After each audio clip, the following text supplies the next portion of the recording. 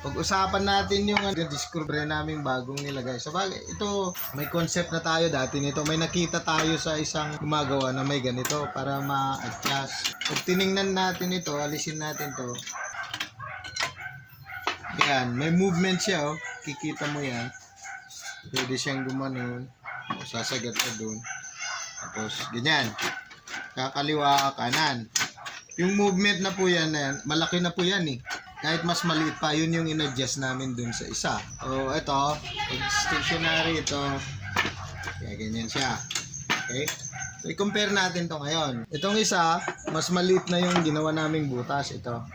Kasi, pag sumagat na siya rito sa kaliwa, yun lang yung maaabot ng cambio niya. Ganun din pag, o dun sa harap, o paatras.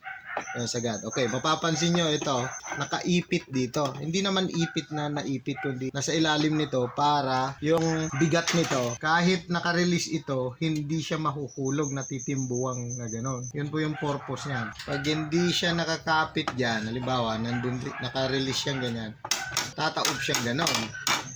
Kaya may purpose po ito na parte. Dati meron siyang ganito. At dito naman nakakabit ito para dun sa XY adjustment na micro registration. Yun po, medyo may pagka-komplikadong gawin. Medyo matrabaho pero maganda. Pag nag-adjust ka nun, parang konti-konting pihit na ganun. Pero okay siya. Okay, pag kinumpare natin ito ngayon, tingnan na lang po natin dito. Ayan, dyan. Ito, pag pinagtabi natin ganyan, yung ibabaw nito mas maharap na ito kaysa dito. Kasi parang dinagdagan lang namin doon para lang may kakapitan ito sa ilalim. Yun, nandun sa ilalim, kakapitan siya gano'n. Parang, pero ngayon, hinabaan natin dito, ito na yung kakapitan niya. Nilagyan namin yun. Mas simple.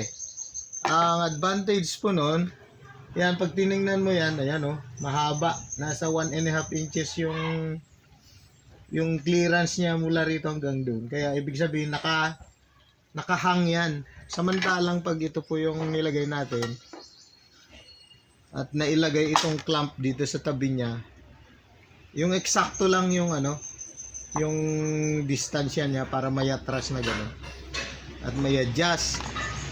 At ito ay nasasalo nito, itong nasa ibabaw, nasasalo nito ng maayos at mas stable siya. Yun po yung advantage.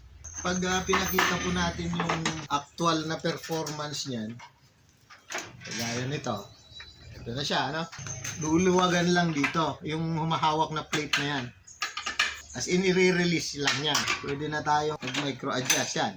Pero pag meron ito, mas malaking bagay na nakakatulong.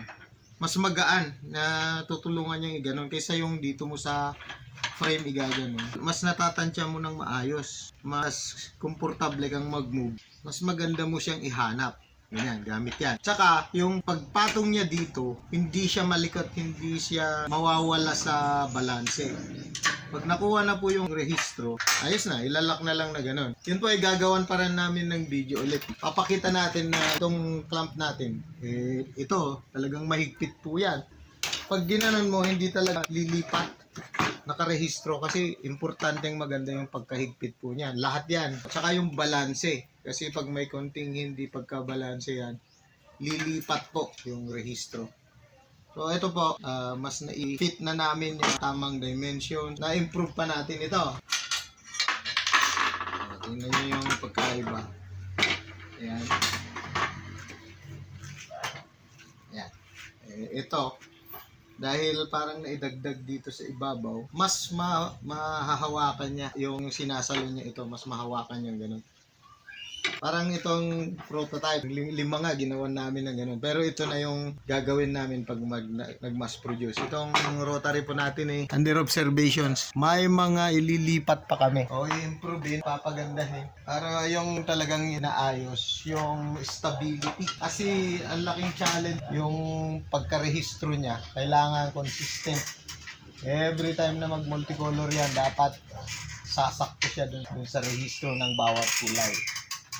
Okay po, antabayanan lang po at ginagawan ko lagi ng video ito para naman masubaybayan natin.